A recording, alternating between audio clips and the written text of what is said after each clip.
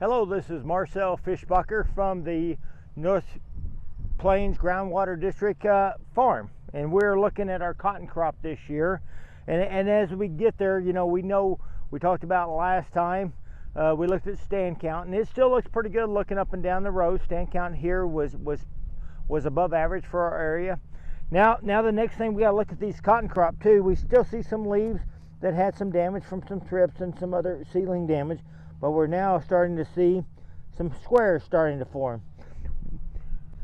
Typically, we'd like to have those squares have progressed almost to that first bloom by now. First bloom sometime about the 10th of July. Some people would say the 4th of July is their goal, but it's usually about the 10th. And so we can tell these are a few weeks off.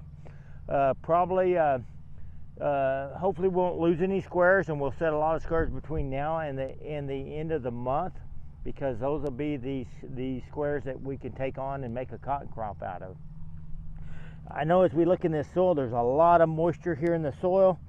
I don't think moisture is going to be a problem for a while. This is a drip field, and as we look at some of the positives about drip, as far as not having the extra evaporation off the soil, is a very big positive with some of the drip line.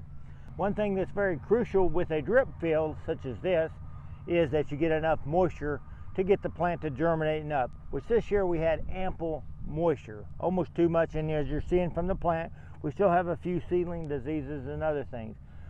This field has been recently sprayed to try to get it cleaned up. You can see the damage to some of the weeds here that are slowly dying, and so I think it'll clean up nicely as we go forward. But that's the other thing that they're fighting right now, is to get those fields cleaned up with herbicides, and probably sitting here waiting on the moisture. The good thing about a drip too, subsurface drip is usually around, depends on, most of the guys put it fairly deep, so they won't get into it. So if it's at say 24 inches, we're wanting that plant to have the moisture right as we see, to go down there and find that deep moisture and have it in there at that 18, 24, 12 inches of moisture to that drip line and do very well.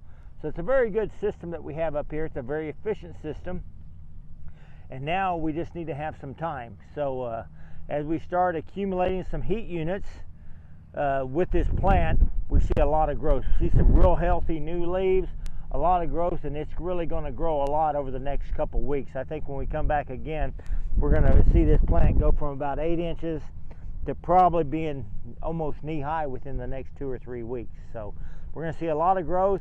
We're hoping when we come back we see a lot of squares, and we're hoping when we come back we see our first bloom.